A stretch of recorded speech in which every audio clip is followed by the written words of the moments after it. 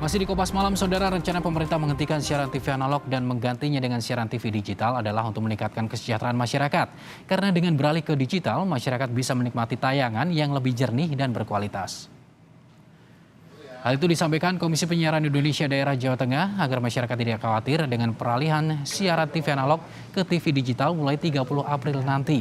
Menurut KPID Jateng ini, dengan siaran TV digital, masyarakat akan mendapatkan kualitas tayangan dengan resolusi yang lebih tinggi dan suara yang lebih jernih.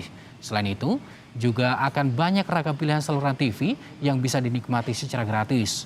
Untuk tahap pertama, analog switch off di Jawa Tengah akan dimulai di sejumlah daerah diantaranya di Kabupaten Blora, Cilacap, Banyumas, Purbalingga, dan Brebes.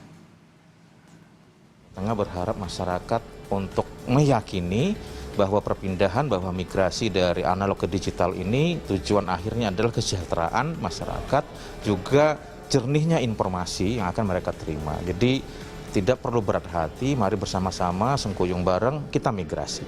Karena untuk mendapatkan siaran yang jernih, mata acara yang lebih berkualitas dan teknologi lebih canggih, jawabannya memang digital.